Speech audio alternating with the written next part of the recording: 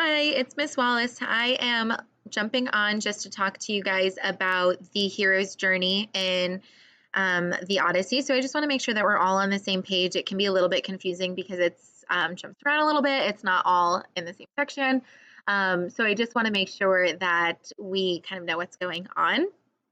So this is your timeline. We should have it all done by now. The first part goes up until Calypso, and then the rest of it for part 2 is all the way through here.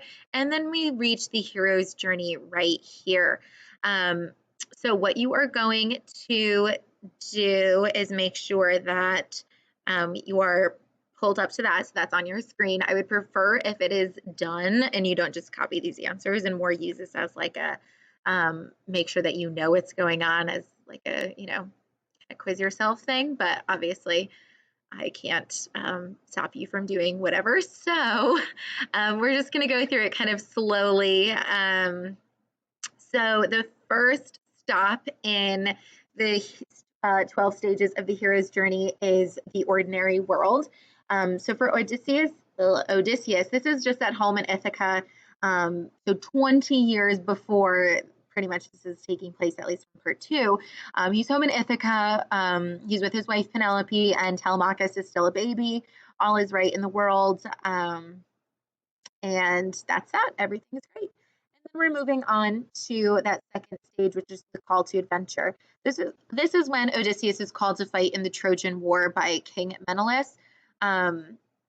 This is really kind of what spurs his whole trip, even though we don't really see him in the Trojan War. But we do see this refusal of the call. Remember in our background notes that we learned that Odysseus pretends to be crazy so that he can try and get out of going to war. Unfortunately, it does not work, and he still needs to go to war.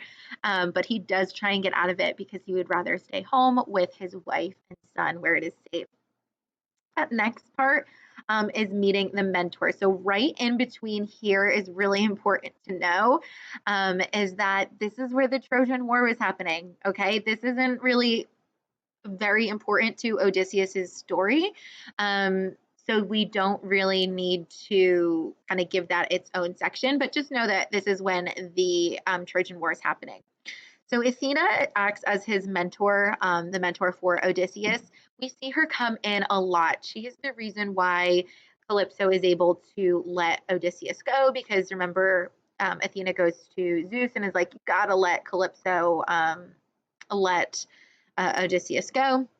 And she kind of watches out for him and helps him through everything. So she would definitely be considered the mentor there.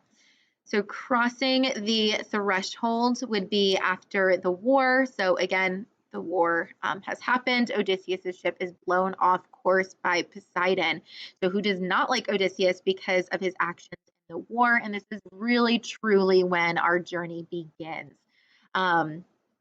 So also just want to throw this out here. Keep in mind that the version in our textbook is the shortened version. There is a lot of stuff that is taken out. Whereas if we were to read the whole part of the Odyssey, we might see a little bit more detail here. But just wanted to throw that out there. So crossing the threshold is definitely when Poseidon blows him off course. This is when his journey truly begins and he starts to encounter some crazy things. Road of Trials is the next stage of our hero's journey.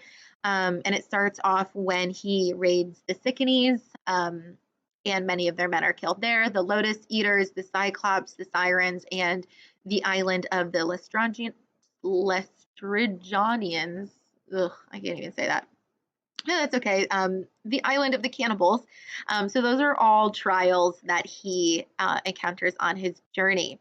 The approach is towards the end, obviously, of the book or the epic poem, when he is entering the underworld. So Odysseus's crew is nearly home when they open the bag of winds, because obviously, why not? That sends them back on their journey again, and this is when they start their approach to the underworld to seek guidance. So the crisis ordeal is kind of spread out a little bit. Odysseus goes to the underworld to receive his fortune from the blind prophet Tiresias. He then journeys back through the Sirens, Scylla, Charybdis, and the cattle of the sun god, where many crew members die. So again, this is a lot going on in that crisis ordeal. but like this part is definitely the most important, the cattle of the sun god, because many of the people die. So that's the true crisis ordeal, and this is kind of part of the crisis ordeal, kind of a part of the approach.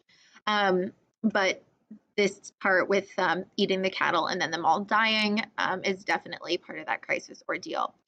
So Odysseus's treasure is the ship that gets him home, even though he doesn't technically own the ship. His basic treasure is just like getting home to his family again, right? He just wants to go home through this whole journey, and that is his reward for completing this journey. The road back, obviously, he uses the ship that was given to him by the Phaeacians, or that they offered to take him home in, and he arrives home to, here we go again, another issue for Odysseus, find his home overrun with suitors that are all trying to marry his wife Penelope. So this is a whole nother situation in and of itself. So we have part of the challenge where he is able to get the bow and arrow through all the axe handles. We have the revenge from Odysseus when he just goes cray cray and kills everyone. And then finally we're going to, oh, sorry, I missed the resurrection. So we have the resurrection, and this is when he has the challenge, which allows him to marry Penelope, kill all the suitors, take back his home. So ignore what I said about the road back.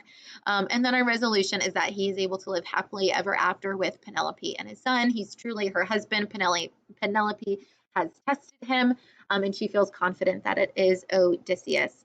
So make sure that you are familiar with this hero's journey, the 12 stages for the test. This is going to be super important to know.